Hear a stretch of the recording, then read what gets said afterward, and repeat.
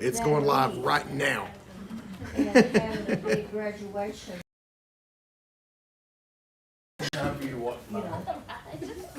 So, we'll see. So no, they're not gonna be coming for Easter. She's hoping that Nathan will be home for Easter, but they won't be here. I was hoping they would be, but they're not gonna be. She said walking bit is still for debate. There's still debate that, you know. And I told her, I said, well, we've got that lot right there beside us. It's not ours, but we keep it mowed, so. And we use it when we have to. Yeah, so they don't mow it, so we just mow it and use it. So I said, we got that big lot right there. And she said, well, that's something to keep in mind. And I noticed, last night, she asked if anybody had a chocolate fountain she could borrow for that week. So, it makes me wonder even more. Do you have your They're not. coming? I don't know. They're I'll not read letting it. him do this. I'm not They're sure. letting him make his own decision.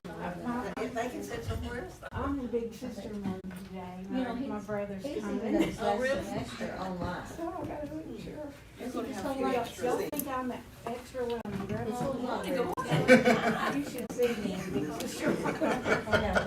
He'll be graduating now. Take that dog. That's impossible. but I know.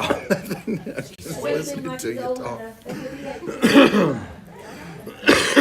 Man, It doesn't seem possible when they graduate. today, like for Bible class. They do. Somewhere He'll sit right here. No.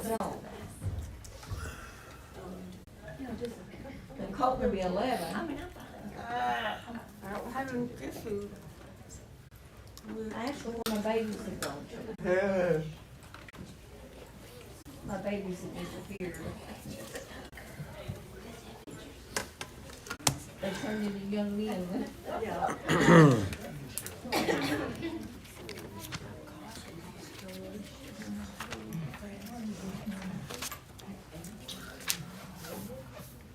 I had the other dog on market what verse he was on.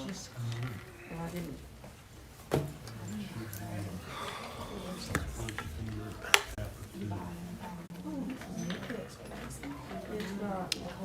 Oh, good. All right. Let's go ahead and get started this morning.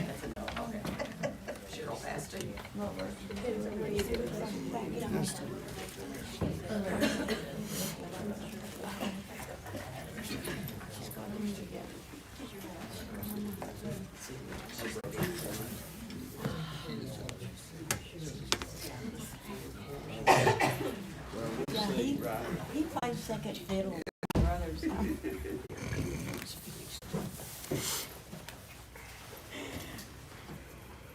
Alex, I Yes, have a ma'am. question. Yes, ma'am. Parents used to sit together in class. They usually do.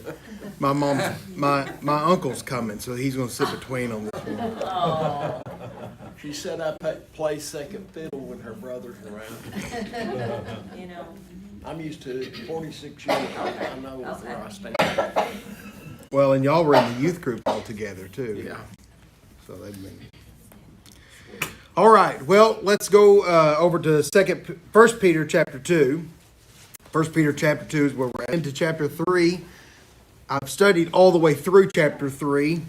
I don't know if I remember telling you guys this or not, but I've never taught First Peter in a Bible class setting. So this is all new material as far as I'm concerned for me in developing a class for it. So I always try to study a few weeks ahead to be able to know what's coming, so that helps us to be able to see what we're studying right now. And so I would encourage you to do the same thing. You know, we're in chapter 2, and we're going to go into chapter 3. Read chapter 4 for next week so that you're kind of always ready. And it's not just when you come into class the first time that you're going over it. Not that I'm saying it's the first time you've read First Peter, but maybe fresh on your mind right then. So I always encourage people to read through it ahead of time so that you're prepared and ready to go. That's what I do as the teacher, and I think that's good for the students as well. What's good for the What's good for the goose is good for the Gander. gander. That's right. Okay, so last week we did touch on this, and I think we spent plenty of time on it, where he says, "Beloved, I urge you as aliens and as strangers to abstain from fleshly lusts which wage war against the soul. Keep your behavior excellent among the Gentiles, so that in the thing in which they slander you as evildoers, they may, because of your good deeds, as they observe them, glorify God in the day of visitation." So I know we talked about being aliens and strangers and foreigners and sojourners. We talked about how this world is not our home, that we are spiritual beings living in a physical, material world. Just for a time period. This is a temporal place. But yet sometimes we act as if this is it. We as Christians know that we're going to, have an eternal home. We should anyway. You should feel confident that you have that. But we forget that this is just temporal. This is just a blip, just a small amount of time. Right now, in the grand scheme of all of eternity, that's a huge amount of time. All of eternity, and your life is just this little bit of a blip in all of that. And so don't think that this is it. You've got to live a different way. And so I encourage you, don't live as if this is it, but live for what's to come. So you abstain from the fleshly lusts. And he says, which wage war. Notice what he says, which wage war against the soul. We're in a battle constantly, aren't we? I don't know about you, but I'm in a battle. I'm in a battle in my own mind of what to do, how to do it. A battle trying to figure out the right thing to do. And the thing that I want to do, I don't do it. And the things that you know where I'm going, don't you? That's what Paul says. He talks about this war that's going on within himself, of the things that he should do and he doesn't do, and the things he don't do that he should do. And that's the idea behind that. It's Romans chapter 7 is where that's at. So we struggle with that. Matthew's preaching this morning about our war with God. We're in a battle with God at times of what he expects from us and what he wants for us, and then we do the opposite thing. And so, just something to consider. When we go towards these fleshly lusts, this is waging war against the soul. The soul is a spiritual thing, and fleshly things are material things, and there's this battle between those, and Peter recognizes that. And so he tells us to keep our behavior excellent among the Gentiles.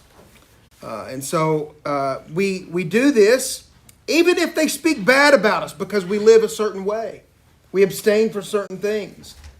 In the long run, they will see the good deeds that we do, and through that, they will say, they'll glorify God in the day of visitation. All right? That day of visitation, I don't know if I covered this or not, means a time in which punishment should be inflicted. And it's plain from Isaiah 10, verse 3.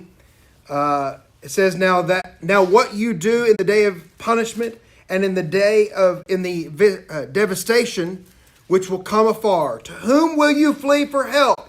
And where will you leave your wealth? And so that idea is the day of visitation. It's not I'm coming for a pleasant visit. That's not what it is. This day of visitation is God saying, as a parent would, you keep that up and I'm coming after you. You will be visited by me. All right? I'm coming after you. That's the idea. So in the time of punishment, they will glorify God, even though that punishment's coming to them still because they're outside of God's people. They will glorify God and say, look at the good things that were done. And they'll glorify God because of that. That happens, doesn't it? Just think about it for a moment. When devastation happens, communities rally together. Like, let's say, just hypothetically, a tornado comes through West Little Rock. That's when people will rally together. And God's people will do great things.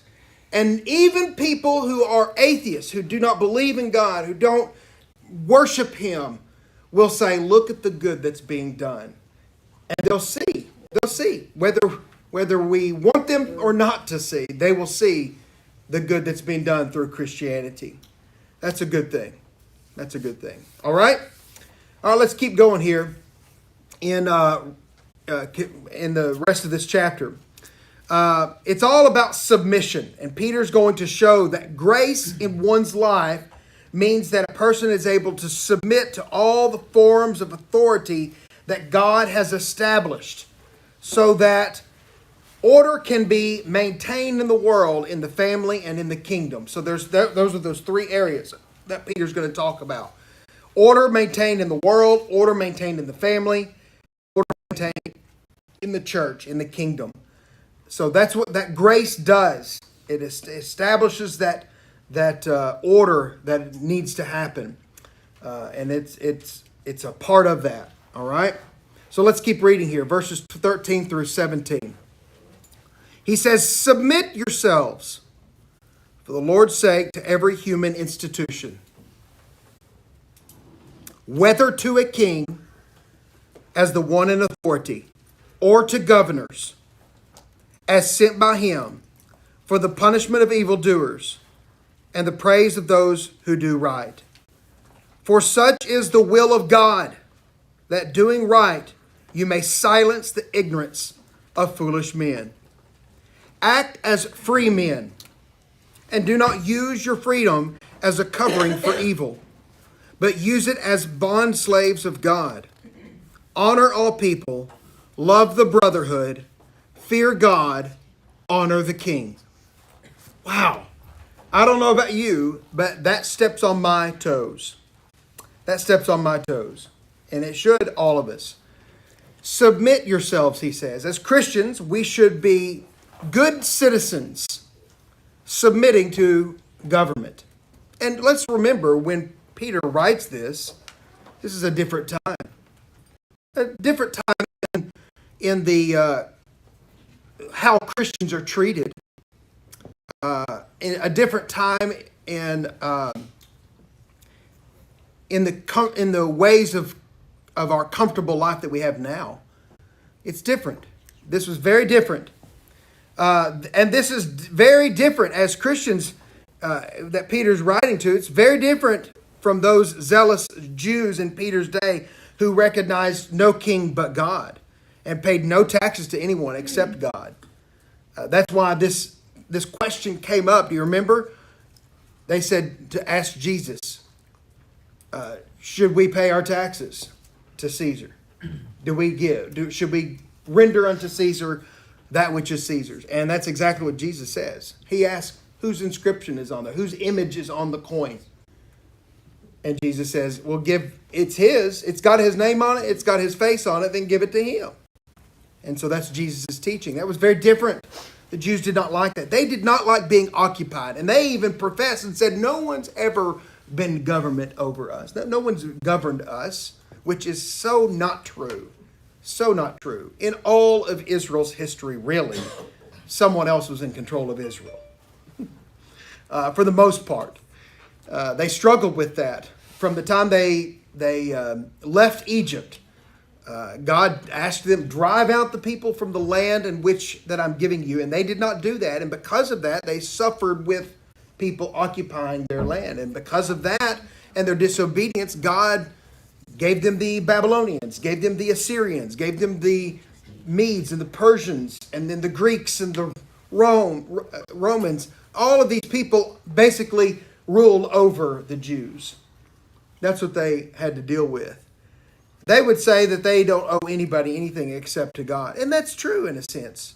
But that's what they believe. So Peter now is telling them, you need to submit to these people. Submit to them. Submit to them. And he says, submit yourselves for the Lord's sake to every human institution. Wait a minute. How many human institutions do we submit to? What's your version say? How many? Every. Oh, well, if I don't agree with them, then I'm not going to submit to them. That's not what he says. He says you submit to them for the Lord's sake. Did Jesus, the ruler of all, submit to the human institutions? Yeah, got him killed. And got him killed. He submitted to them. He could have called 10,000 angels. And yet, he died alone. He submitted. And he says, whether to a king as the one in authority or to governors as sent by him. So in other words, whether it be the king, the top dog, or any of his lieutenants, any governors, any authorities, any police officers, anybody that's in authority, you submit to. You submit to them. If they're sent by him for the punishment of evildoers. Sometimes the government is used to punish people who do evil. Matter of fact, that's what Paul writes about in Romans chapter 13. 13? 13 or 14, let me look. I think it's 13. Yeah, 13. Every person, Paul says. How many people? How many people? Every person is to be in subjection to the governing authorities. For there is no authority except from God. From God. He doesn't say there's no authority except God. He's saying that these authorities come from God. And those which exist, he says, are established by God, whether they're godly or not. He says, therefore, whoever resists authority has opposed the ordinance of God. If you resist the authority, if you say, well, he's not my president, then you're resisting what God has instituted. That's the truth. As hard as that is to swallow, you're resisting what God has ordained. And those who have opposed will receive condemnation upon themselves. He says, for rulers are not a cause of fear for good behavior, but for evil. If you've done nothing wrong, then you live a quiet and peaceful life, and you have nothing to worry about. You don't have anything to fear. He says, do you want to have no fear of authority? Do what is good, and you will praise the same. And he says, for it, going back to the government authorities, for it is a minister of God to you for good. Good things can happen from government. I know that's hard to swallow too, isn't it? But aren't you thankful that you had a nice road for the most part, unless you drive 167 down Arkansas. For the most part, we have nice roads that we live on. And boy, am I ever thankful. For the most part, we have a peaceful place that we live in. And boy, am I ever thankful. And because of that, that's good things that happen. Not everything that happens from the government is good, but there are some good things that have happened. Good things.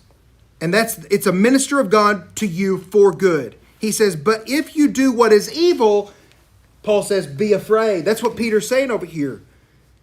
If you do what's evil, you're going to need to be afraid of that punishment that's going to come from the government. If you break the law, get ready to face the consequences. So Paul says it. He says, for it does not bear the sword for nothing. It doesn't have the ways to enforce the law for nothing. It has it for a reason. He says again, for it is a minister of God, an avenger who brings wrath on the one who practices evil. That's what Paul says in Romans 13. Peter says this same kind of thing. He says, the end of verse 14, for the punishment, or to the governor sent by him, for the punishment of evildoers, and then the praise of those who do right, whether it's good or evil. If you have done what is evil, you're going to face the consequences from those that are over you. If you've done what is good, then you have nothing to worry about. Then he says, verse 15, for such is the will of God, that by doing what is right, you may silence the ignorance of foolish men. You pay your taxes, you live a quiet life, you submit to the governing authorities, and in doing so, you do what is right. And you silence the people who are ignorant. He says, verse 16, act as free men. You are free. And do not use your freedom as a covering for evil. In other words, don't just take this liberality that you have and say, well, I can just do whatever I want. I can just do whatever I want. I don't have to submit to any kind of authority. And then you use it as a bondslave to God. And then he says, verse 17, to sum this whole thing up, he says, honor all people. See, it's not just people that are in authority, but you submit to people no matter what. Love the brotherhood, fear God, honor the king. Just real quick, quick statements that give us a practical way of life. You honor all people. You submit to everyone. And in doing so, you honor God. You love the brotherhood. Boy, I love you guys. I love you. I love you. But I'm submitting to everybody. And then I fear God out of respect of God, and I honor the king. So I submit to the lowest of lows, and I submit to the highest of highs in our governmental or our earthly world. This goes along all things. No matter who they are, you submit to them. All right? I don't know if I got away from my notes, but that's okay. It's all the same. Let me just finish this little part up, and then I'll ask for any comments about it. Grace means that we submit to our human rulers because in doing so, we carry out our true purpose in life. That's what I wrote down. And this is to serve our heavenly ruler. Grace means submission to government. That's what it is. All right, any questions or comments? That's a hard thing to swallow. I know it is. Yes, sir. So, one of my first thoughts is when you see these gun laws and stuff changing like that. Yep. So when they say I've got to hand over our weapons and our guns Yeah. and stuff like that, I'm going to have a struggle with that. Sure. But you have to. But you do it anyway. I don't know. Yeah, you do it anyway. Because if you don't, you immediately go against what God's word says and not submit to the governing authorities. And he says You're making me sweat, man. I know it. I know it is. But listen, there's Christians all over the world that live without guns. And they still follow God. You know it? Christians all over the world that live without the right to own a gun. And they still follow God. And it's not the most important thing. Our problem is that we've thought that's the most important thing because it's written in our Constitution. Well, boy, it's written in our Constitution. It must be from God. Wait a minute. That's not right. We're putting the Constitution higher than what God's law has said. And we need to be careful with that. Be careful with it. Yep. I know it's hard to swallow. Trust me. I know it is. Yes, sir.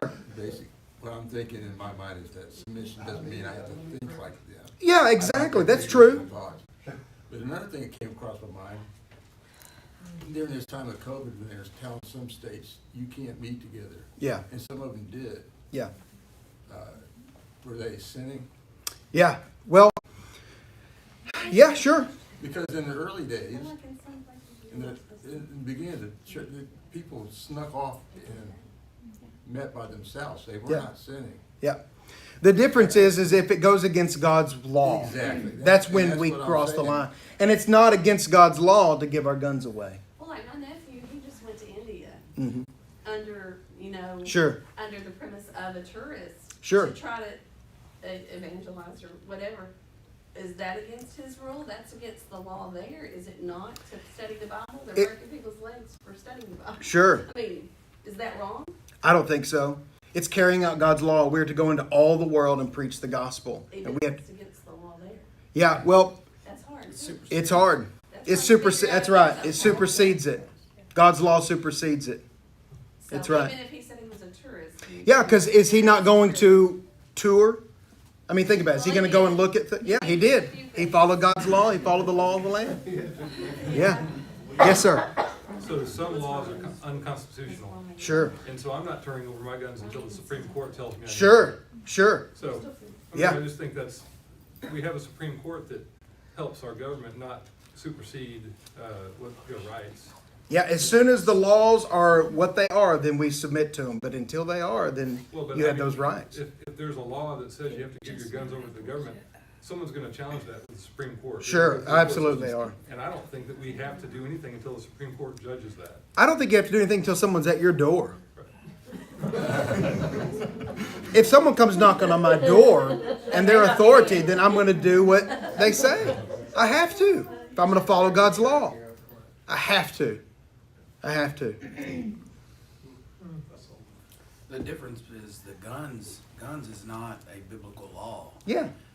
Going into all the world is a biblical law. So we follow that law, all the biblical laws first. Sure we do. And then anything that's man-made laws is not something we have to follow or should follow. Right. And when we're studying this, we should be concentrating on the biblical part. The main part of this is not us thinking about our rights and us getting what we want. Yeah. I mean, as a woman, I have times when I feel somewhat rebellious. Oh, really? I have to, True. News to me. my point is I'm not trying to be political. I'm trying to say what we need to be concentrating on when we're reading this and studying this. We need to be stop all of our thinking about worldly possessions and think about the spiritual side. Let me ask you this, Jeff. When the first century Christians received Peter's law, did they think about their guns? Not at all. What did they think of? Clubs and stuff like that. Yeah, clubs. No. You know what they thought of? They'd have the guns. They're thinking, am I going to be crucified? Am I going to be torn apart? Am I going to be fed to animals? You know, those are the kinds of things that they dealt with. And it wasn't long in church history that Christianity actually became the religion of the world. It wasn't that long after that.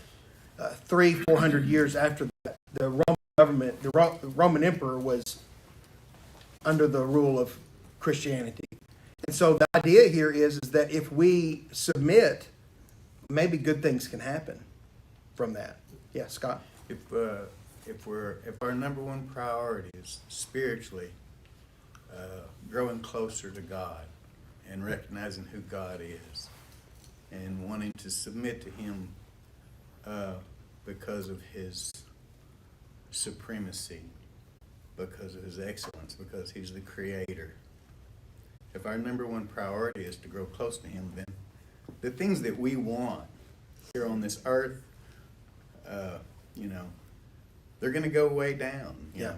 Well, that goes back to what Peter said earlier. These are fleshly things. We're talking about fleshly things. This is a temporal thing right now. And you are not citizens of the United States. You're actually citizens of heaven.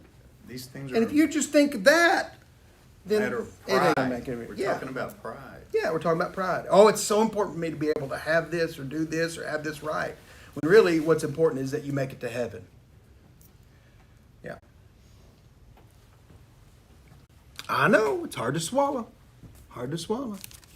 But it's important. All right, let's keep going. 18 through 20. Servants, see, now notice this. I just want you to notice this right here. Submit yourselves. Who is that? Well, that's everybody. Then he's getting a little bit more detailed right here. He says, servants, be submissive to your masters with all respect, not only to those who are good and gentle, but also to those who are unreasonable. For this finds favor, if for the sake of conscience towards God, a person bears up under sorrows when suffering unjustly. For what credit is there if when you sin you are harshly treated, you endure it with patience? But if when you do what is right and suffer for it, you patiently endure it, this finds favor with God. So detailed right here. So detailed. So first of all, he says servants. And really, we have to remember the culture here is a time when slavery was used, not in the same way that we look at slavery in the United States. Slavery in the United States was evil. Slavery in the United States was used to oppress people. Slavery in this time was used as a way of the economic way of life. And people would ideally take better care of their servants than the United States ever did with their slaves. Okay, so let's keep that in mind. So yes, He John. also points out even that if you're Yeah. person, so they did have mean ones. Yeah, that's right. So yours says unjust. Does your version say unjust? Mine says reasonable, unreasonable. Mine says harsh. Harsh. Yeah, that's another way of looking at it. Yeah. Unreasonable, harsh, that's a good way of looking at it. So even if, be submissive to your masters, and I love this with all respect. Slavery was this common social connection between employer and employee. Today, in most of the world, slavery doesn't really exist. But Peter's teaching here applies to every relationship where one is in charge and another person must report to that person. That sounds very much like employee-employer relationship, doesn't it? And Peter says that what counts as is this Christian attitude. Not the attitude of your boss. You may have an unreasonable, a harsh, or mean boss, and as the Christian, you do what is right anyway. You're obedient and compliant to your boss, your managers, and it's a choice that you have to make. It's sometimes easy and sometimes it's hard, but it is a choice that needs to be made. The purpose for our attitude is our faith and our desire to please whom? God. That's exactly right. If we endure injustice patiently, then this pleases God. And that's what he says right there at the very end of this. If we suffer because of our own rebellion, then we get what we deserve. In other words, if you don't do what your boss says and you get fired, you deserve it. You deserve it. But you do what's right anyway. The objective in employee-employer relationship is not to win points or rights or concessions, but to please God and really win the respect and the soul of our boss. If you could do a lot of good. If you'll do what they say, you might be able to win his soul. And that, if we'll think souls, we can go a long way with all this. The command is to submit to masters, and it isn't just to those who work for masters that are good and gentle, but anybody that might be even harsh to us. So we have to endure that hardship because our Christian standards are high. What God is expecting of us is high. And when we do what God expects, then he is pleased with us. All right? All right. Even when it's unreasonable, we do what they say. All right. Any questions or anything about that?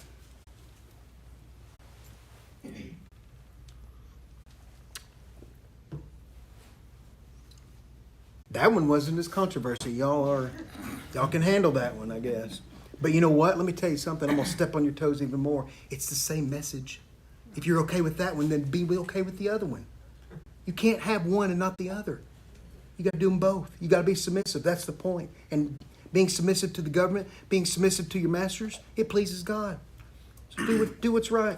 And if they asked Jesus, Oh, see, now I got y'all round up.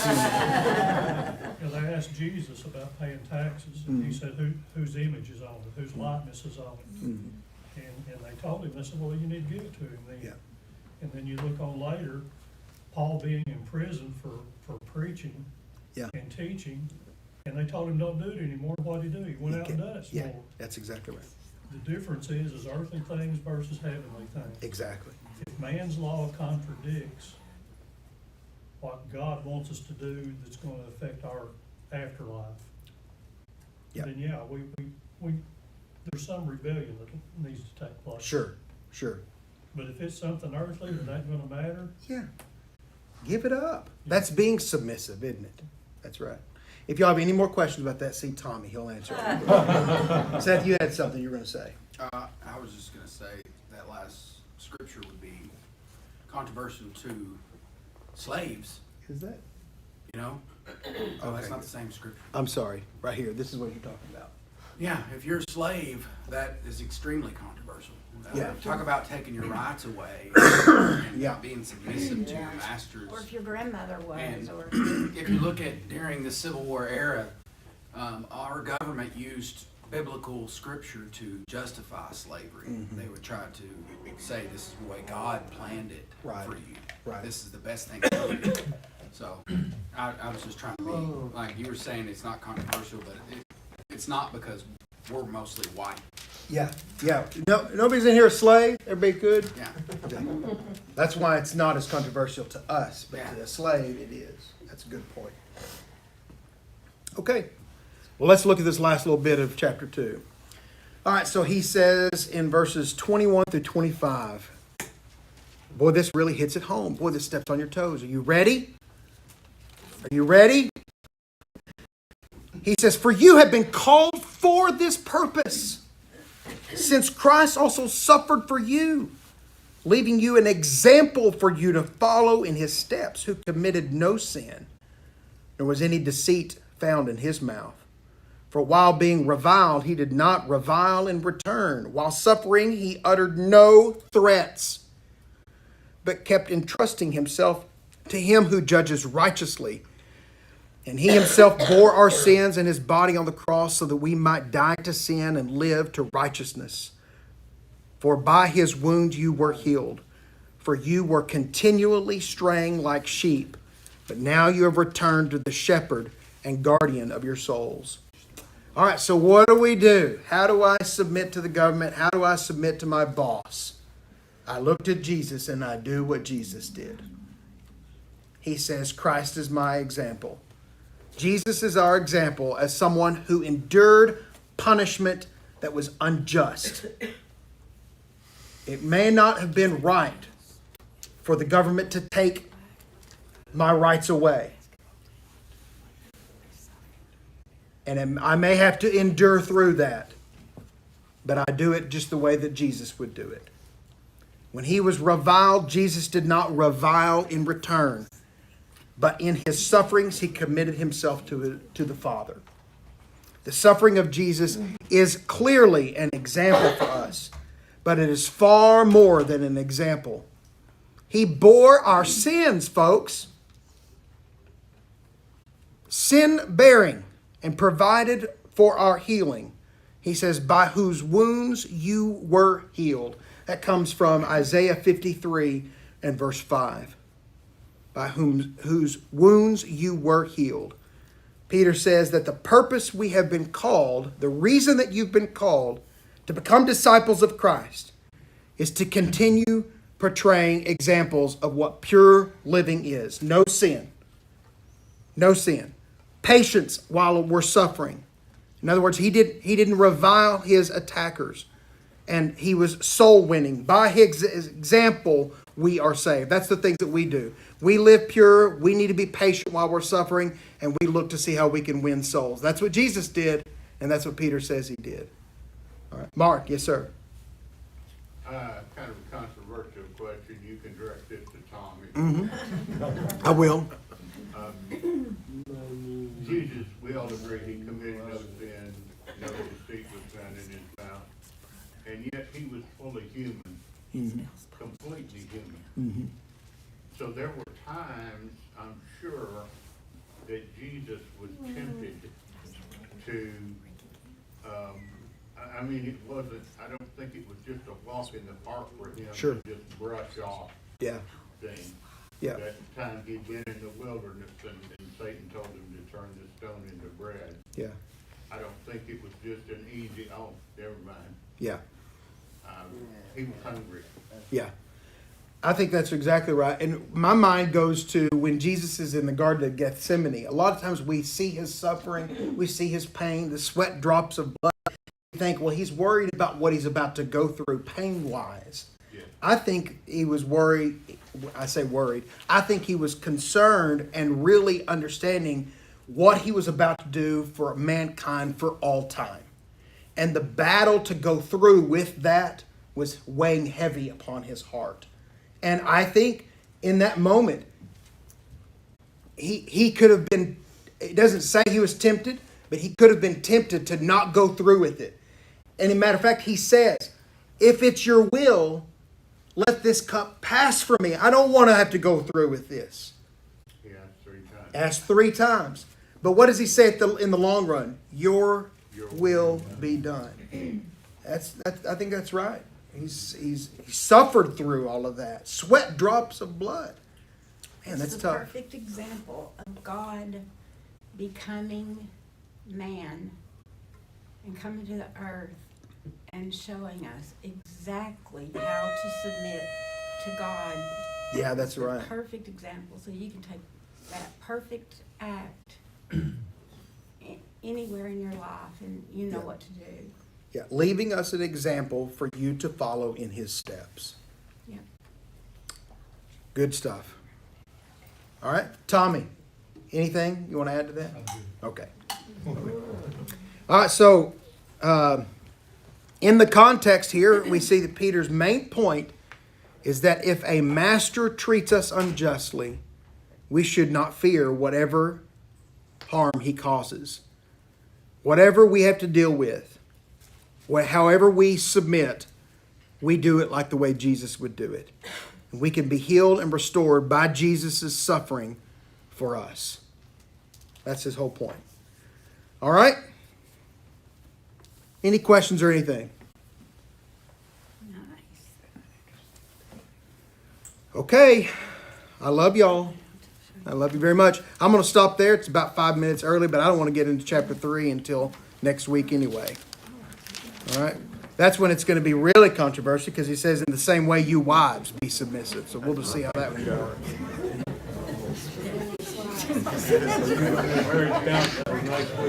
Yeah, we'll do marriage counseling next week.